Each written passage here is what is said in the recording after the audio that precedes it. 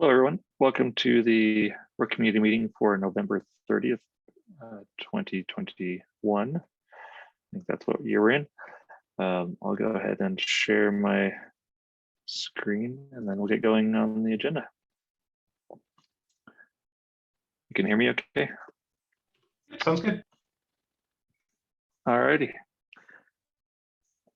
So here we go. So 1.6, we had the 1.6.11 release. Okay, has that been a couple weeks ago already? Or was that just last week? Anyway, at this moment, I don't know of any other fixes that we need to get in there. So there's no more planned releases for the 1.6 branch, but that is still a possibility if something urgent comes up there. On 1.7, I didn't check the board today, but I think the board should be fairly clear. We have a few things. Yeah, I think we just need to review this board and see. I don't think there's any planned things that need to be backported to 1.7 other than just if people want them. Let's see. So there's two in review. Work resources should be created with recommended labels. I think we're just going to keep that one for 1.8. It's turning into a bigger change than initially anticipated. I'll update that after the meeting. And then the unnecessary FS name argument from daemon status command. Yeah, it's waiting for the next pinpoint sub release, which should be out in a few weeks, I guess. Yeah, because we just tagged RC1. So yeah, hopefully within 10 days we will have that new version, and then we can rebase that PR and get it merged. Okay, great. And yeah, that probably makes sense to backport since it would affect the latest SEF version. Okay, and the migration procedure from flex volume, that's later in the agenda, so I'll defer that topic. And then these last couple issues, they're not blocking in any way. I think we'll move these out just to get the board cleaned up and then focus on 1.8. So let's see, the tentative release date, thinking this Thursday, December 2nd for the 1.7.9 release. And again, coming back to the flex migration, in this release, we want to include the flex migration tool.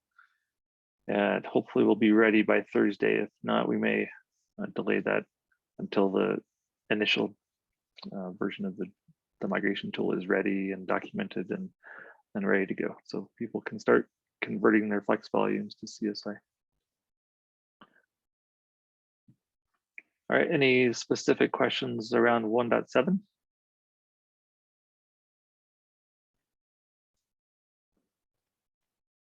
All right, if not, so we'll go on to 1.8. So 1.8, we're coming up on the release date for next week. I think we're on schedule for that. I don't know of any delays yet needed. So we're planning on a beta release potentially tomorrow to basically create the release branch and get the first build out in place to start testing for the release. And then the following Wednesday, the 8th, to get that release out in time for KubeCon China, which is around that time. The Rook talk was recorded with 1.8 features discussed, so that will be good timing to get it out. Let me just check the 1.8 board. Yeah, again, for this board, unfortunately, I didn't really get to review it today, so we should clean this board up, and I'm going to go ahead and add a new column right now. Any issues that really need to block the release, and we need to make sure they get done before the release. Let's make sure we're adding them to into that column.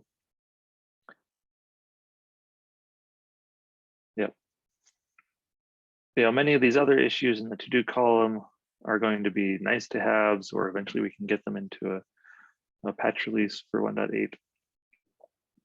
But yeah, again, if anything's blocking, let's make sure they're all fixed for next week. The main thing on my mind blocking release is to make sure we get the 1.7 release out for converting flex volumes, because 1.8 has removed that flex volume support completely, and people need to convert before upgrading. We just merged a couple other things that I can't think of anything big we'd really be waiting on at this point. Does anybody have issues on the top of their mind that really should block the 1.8 release? No. Yeah. Like we're in good shape. Yep. Okay. With that, then we'll continue on that path. And yep, the upgrade test, we just updated, so we'll upgrade from 1.7 to the latest master, and that test worked perfectly fine. No upgrade issues anticipated, but we'll do some manual testing on upgrades as well, and write the blog and all of that. So, okay. If there are no other comments on 1.8, we'll talk a little bit more about the flex volume conversion in the community topics section. So we mentioned this in previous meetings, but so flex volume, we want to announce the tool with the 1.7.9 release. The tool has been created and has been under developer testing, and the tool's ready to be integrated into the Rook image. So we're going to include that tool with the 1.7 release image. So just to make it easier to take running 1.7 and then convert the volumes before updating to 1.8. It does currently only convert RBD volumes, and there's not yet a design for even converting SFFS volumes. And yeah, I don't have an update there on, I don't anticipate the demand to be as much for those SFFS flex volumes. So definitely looking for feedback on how big of a blocking issue that is. And if people can, I think there was a way to convert them manually, just not with the tool. But I want to make sure people aren't blocked on that.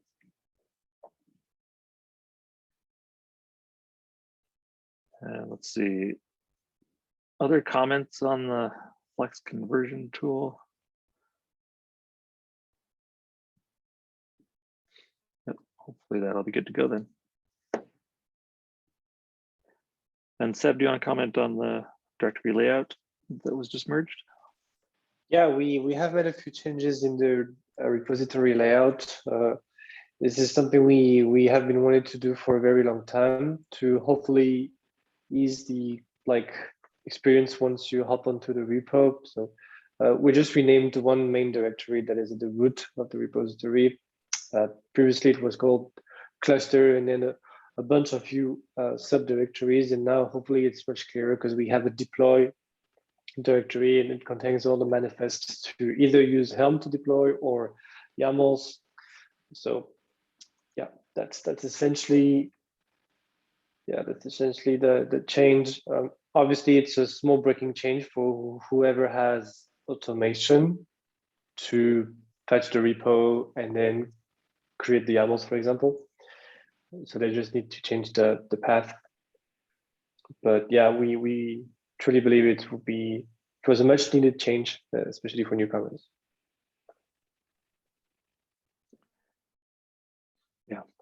Yeah, thanks for the summary. I just put the conversion in the notes there for people who take a look at that. And yeah, honestly, I was hesitant to say, well, should we do this because it could be breaking for people with automation, but it will be really nice in the long term. So yep, we did it. And hopefully it's not too much pain. So we'll make sure it's clear in the release notes, and yeah, it should be fine after that.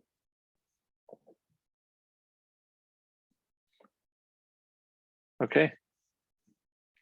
And that brings us to the end of what was already put in the agenda.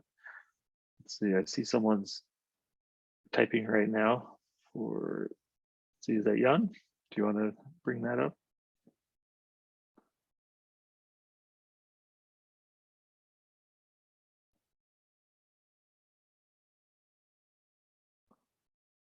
Consideration for risk viewports.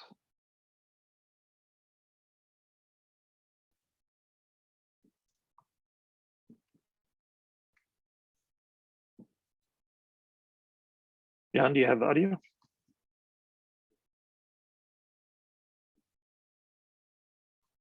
Oh, maybe he's not meeting.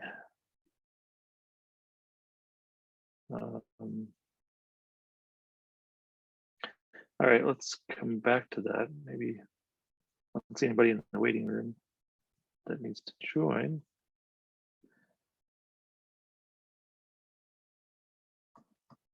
All right, how about LXC support status?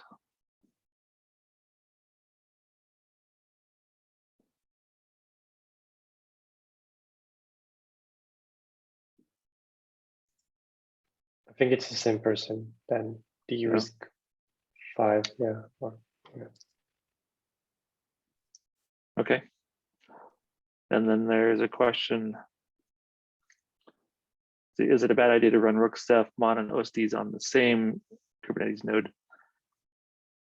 Hi. So no, yep, go ahead, Tom. So sorry if this is the wrong venue. I found documentation from Red Hat that says, hey, you don't want to run these on the same node, but then under that, it's like, but if it's containers, it's a little bit different. So I just wanted to know if Rook like managed this for me, or if this is something I have to worry about, or I mean, I am worrying about it, but like what's the best practice, I guess, is what I'm trying to ask. Yeah, Rook is designed to run all converged, so you can have Mons and OSDs on the same node. And we, yeah, since it's running containers, I can't remember the old issue where there might have been a conflict there. Seb, do you remember? I don't think we've ever had a report of this issue. No, we used to have issues when we were deploying multiple clusters on the same nodes with host networking enabled, but we don't really do that very often. I would say that if the cluster has proper resource limits sizing for CPU and memory, it is definitely fine to run hyperconverged, where Mons and OSDs are co-located on the same node. What Rook does for you is that it will make sure that it will make sure that at least the Mons are running on separate hosts and not on the same node, unless you ask it, unless you ask Rook to do it. But because we don't recommend it, it's not on by default. And then for the OSDs, there is no real. I mean, you can have placement policies, but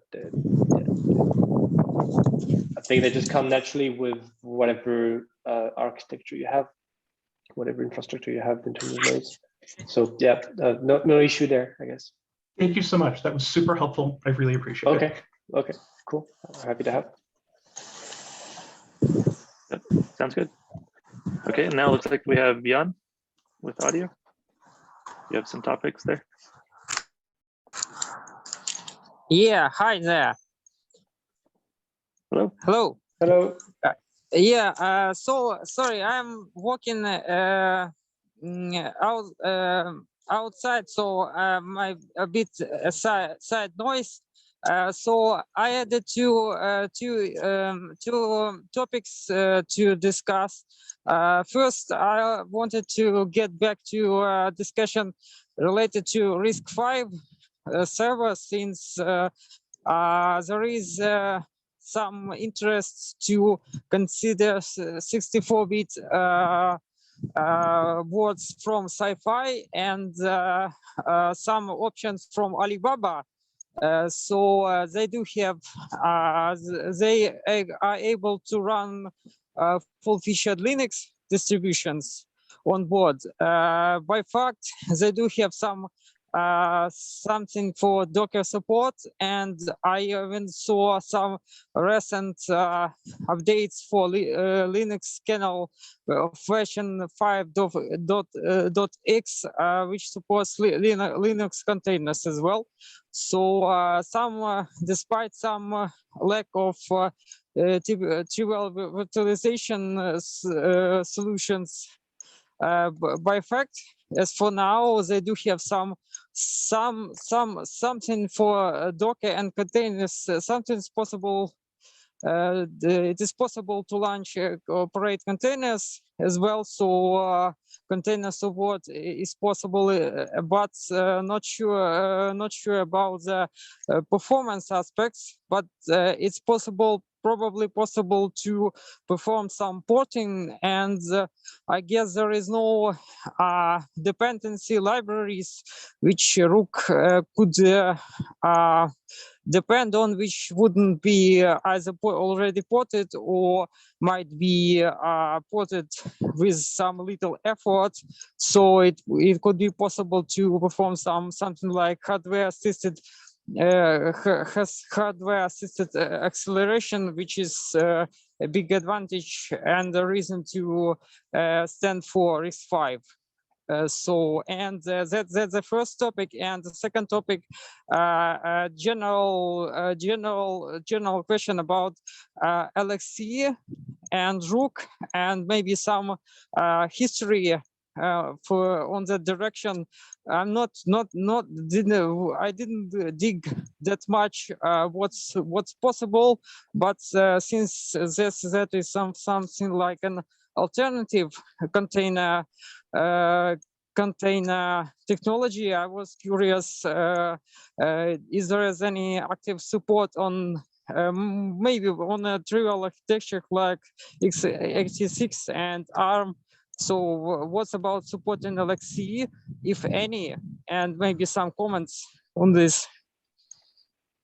I have a clarifying question on that. Actually, like by LXC, do you mean Linux containers, or is this something? Yes. What's called LXC, and maybe a keyword which you also know, which is pronounced as LXD, which is correlating historically. So yes, Linux container technology.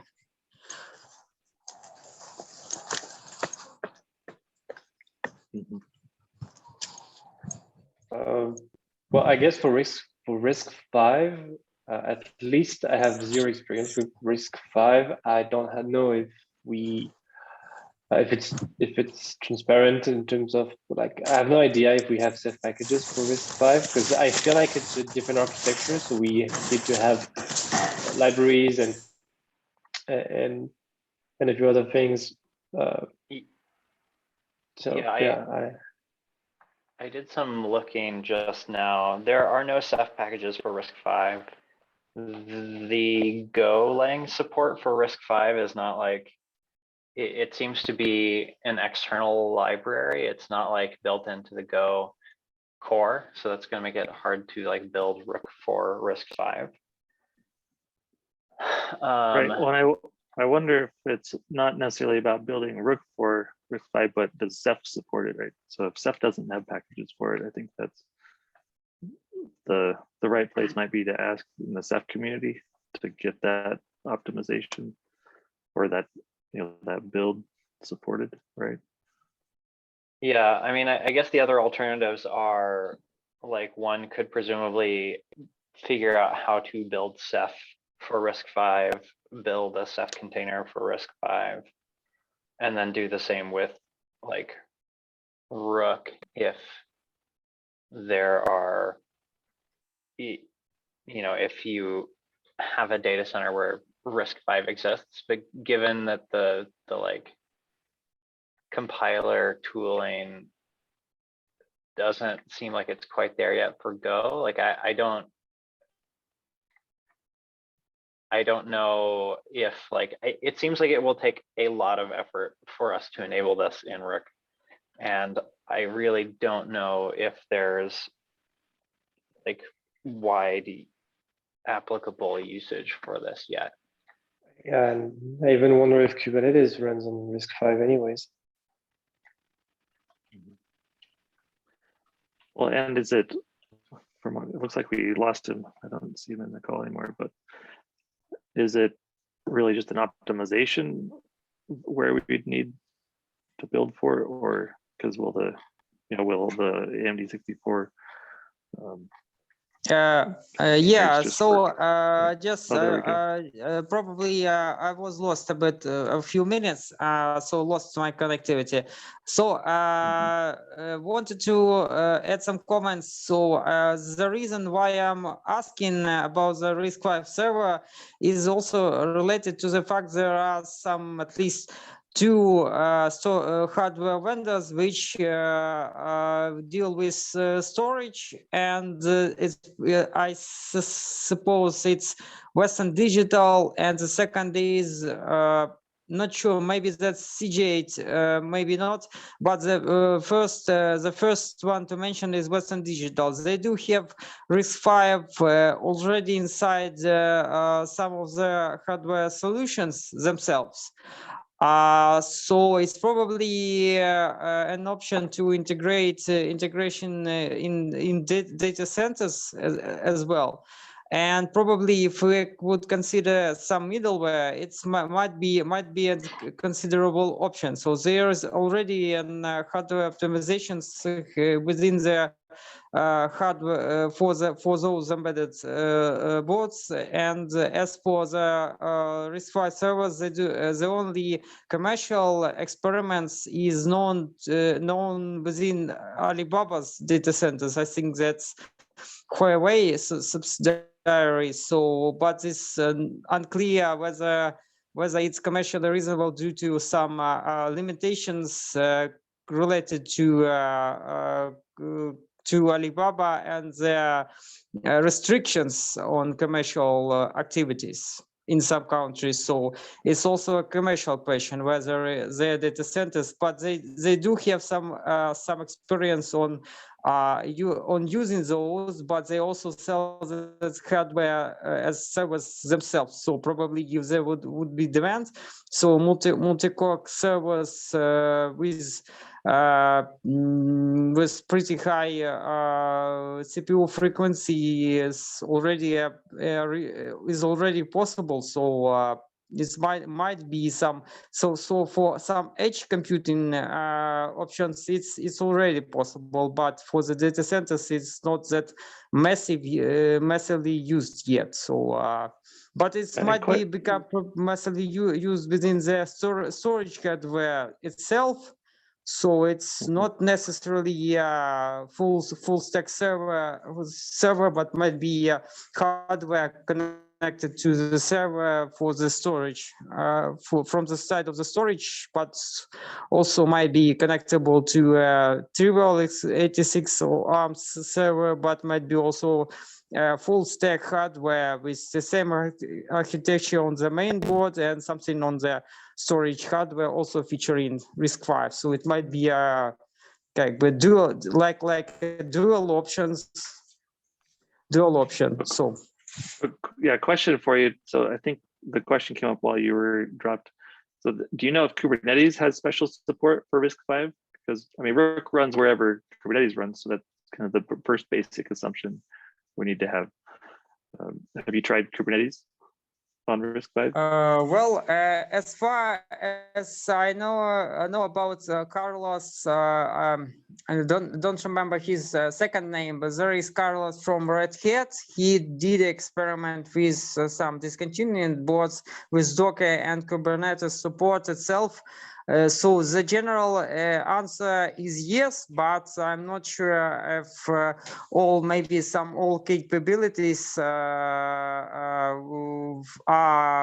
are possible today with that. That's definitely requires some additional work, and plus there is a big demand and engineering activities about virtualization extensions since RISC-V offers more isolation levels, I would say I think it's called modes. So that's machine mode, user mode, and so something else. So they, instead of having either kernel mode and user mode levels of execution, they have 3 different modes, and I'm not pretty sure how it's correlates with the virtualization strategy on, say, for instance, virtual machines and containers. So if we are talking about containers, probably there is some support. It's Docker and Kubernetes supported, but what's kind of architecture issues are coming through there, and how did they implement? That's a pretty good question, but I know that the implementation was pretty brief, and not all capabilities for Kubernetes are supported. That is for sure. So you can check out what is supported, and probably should be roadmapped. So, but there will be changes since different, more improved hardware would offer different virtualization capabilities, which means there is more options for containerd, and I guess this would be something would be rewritten. So offerings using there is a replacement for Docker called Podman, so I'm not sure what about Podman on RISC-V. That's what I do not know, and I don't have any information about this in something is working successfully. I only know about Docker's usage on RISC-V, so, and Kubernetes. So Yeah, I mean, we'd be happy to add support for it. We don't have any RISC-V real expertise or experience, so let's follow up on issues. Feel free to open issues, and if you have, if you can provide contributions, let's do what we need to get it working there. Okay. Blaine, did you want to comment on what you're finding?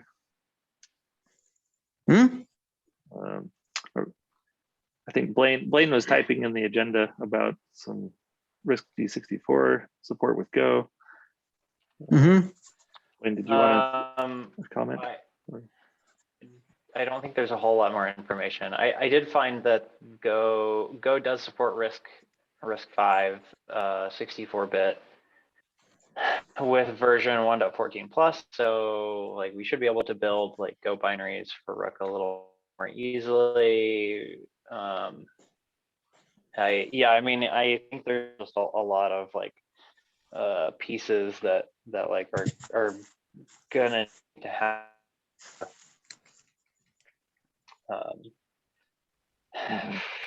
for like a RISC-V Kubernetes environment where Rook can run. I mean, certainly we have no way of testing it right now. We have no RISC-V machines.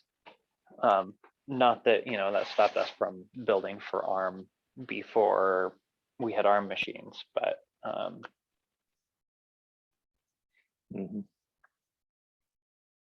really kind of like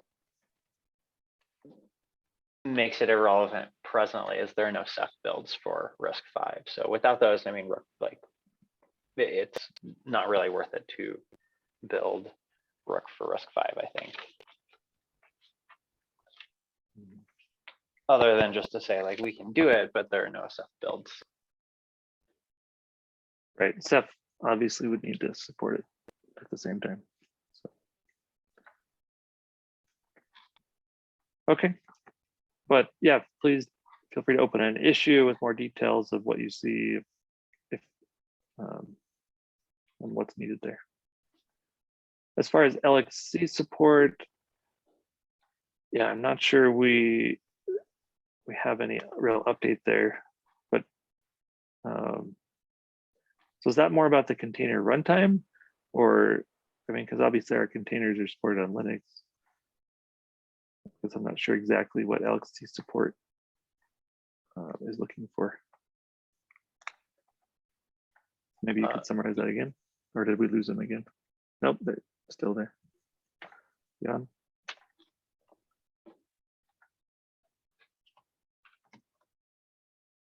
Nope, can't hear them.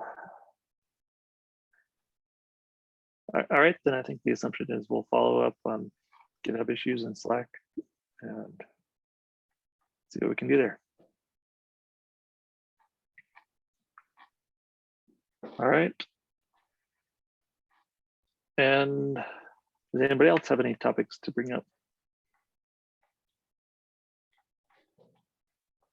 Looks like we lost Sebastian. All right.